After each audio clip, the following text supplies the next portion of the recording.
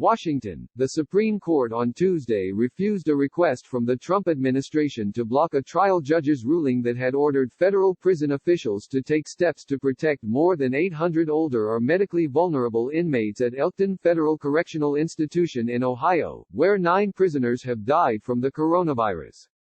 The Supreme Court's brief, unsigned order turned in part on a procedural issue, and the majority said it might revisit the issue, if circumstances warrant. Justices Clarence Thomas, Samuel A. Alito Jr. and Neil M. Gorsuch said they would have granted the administration's request for a stay. 4 prisoners filed a class action lawsuit last month saying that conditions at the prison violated the Eighth Amendment's prohibition of cruel and unusual punishment. In a Supreme Court brief on their behalf, lawyers with the American Civil Liberties Union wrote that the prisoners were unable to take the most rudimentary efforts to protect themselves. They are housed, cheek by jowl, in dormitory-style rooms of approximately 150 persons each, the brief said. Though well aware that social distancing is an indispensable means of protecting themselves, they are powerless to use it. The result has been a severe COVID-19 outbreak lasting months, causing the deaths, so far, of at least 9 people and infecting hundreds more among prisoners and staff. Elkton is a low-security prison that houses about 2,400 inmates. More than 800 of them are over 65 years old or have health conditions making them especially vulnerable to the coronavirus. In a series of rulings, Judge James S. Gwynn of the Federal District Court in Cleveland ordered officials to remove the most vulnerable inmates from the prison through compassionate release, home confinement, parole or transfer to another facility.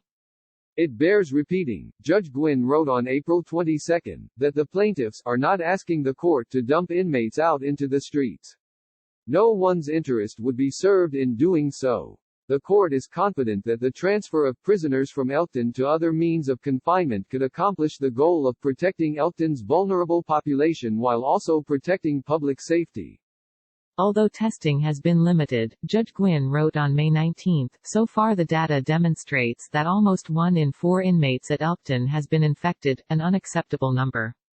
After an appeals court turned down the official's request for a stay, Solicitor General Noel J. Francisco asked the Supreme Court to intercede, saying that Judge Gwynn's first order threatened public safety and amounted to unwarranted judicial interference with prison administration. The ACLU responded that the administration had not sought a stay of Judge Gwynn's May 19 order, a point the Supreme Court found significant. Particularly in light of that procedural posture, the majority wrote the court declines to stay the district court's April 22 preliminary injunction without prejudice to the government seeking a new stay if circumstances warrant.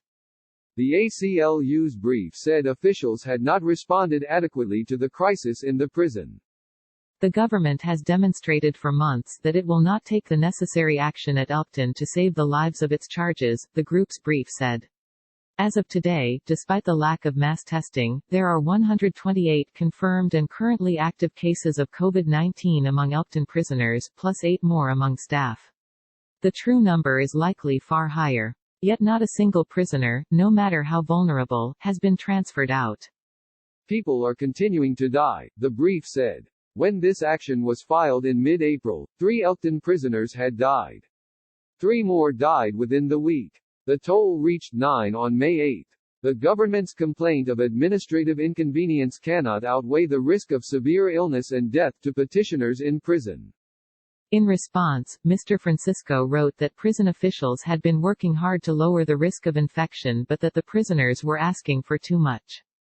Respondent's position, if correct, Mr. Francisco wrote, would impose a constitutional 6 feet at all times rule that would require the release of inmates from low-security facilities even where prison officials have taken extensive efforts to mitigate the risk of spread, and even while most law-abiding citizens in today's society cannot guarantee themselves such protections at all times.